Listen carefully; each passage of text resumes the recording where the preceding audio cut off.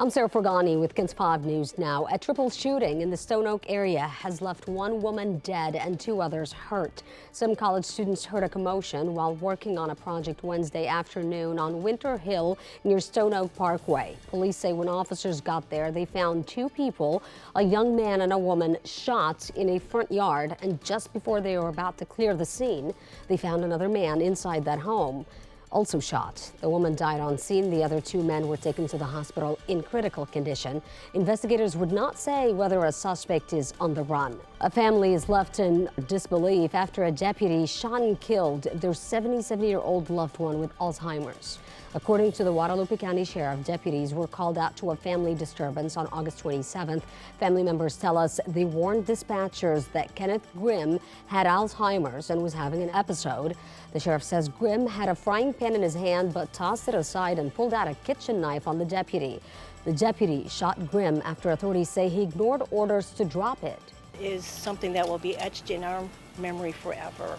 There are many steps that could have been taken, but the only path that was chosen was the one that took Ken away from us. The Guadalupe County Sheriff let KENS 5 view the body camera footage of the response. The family also requested to see that same footage, but says they are still waiting.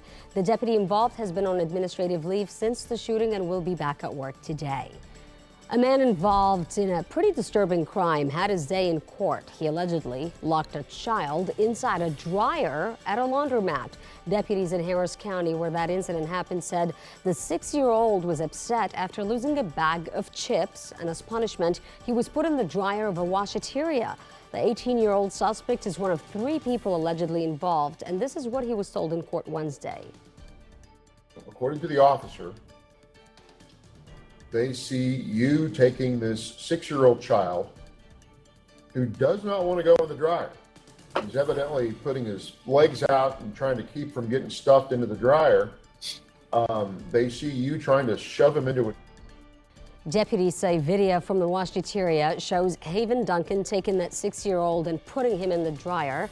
Duncan is now charged with child endangerment. Officials say the 6-year-old is okay.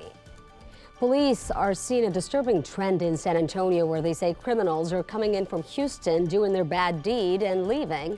SAPD just arrested these two guys, 25-year-old Dexter Robinson and 25-year-old Nevin Barnes, both from Houston. Police say the men were caught in the act trying to steal an ATM early Wednesday morning on the south side. A third suspect is still on the run. SAPD says they've seen a rise in ATM thefts and want the public to stay alert, especially around the holidays. Be extra careful as you withdraw money and as you're leaving the bank. Investigators have said they have enough evidence for a murder charge in Brad Simpson's case, the husband of the missing realtor, but is it enough to convict? KENS 5 spoke with former Bexar County District Attorney Nico LaHood, who's not connected to the case, but gave insight. He said without a body, it is still possible to convict with enough circumstantial evidence. LaHood said in Brad Simpson's case, he believes the current evidence will be enough for an indictment. Probable cause is the level needed to a search warrant, an arrest warrant, and that's what they have in this warrant. A judge signed it, a district court judge signed it, but it doesn't mean that's all the evidence they have. Suzanne Simpson, a mom of 4, has not been seen since October 7th. Her husband is now in jail with bonds totaling $3 million. A popular Tejano band whose equipment was stolen 2 months ago is still without their equipment, but an arrest has been made. In September, Grupo Signo reported their U-Haul with $200,000 worth of gear was stolen on the southeast side. The U-Haul was later found, but the equipment was gone. This week, police arrested 37-year-old Paul Ortiz. They say he used Facebook to contact a promoter to try and sell the stolen equipment.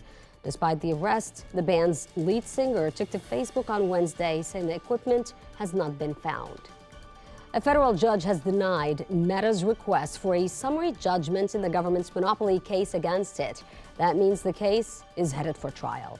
Meta owns Facebook, Instagram, and WhatsApp. The Federal Trade Commission alleges Meta overpaid for Instagram and WhatsApp to stifle competition. The government is also suing 3 other tech giants.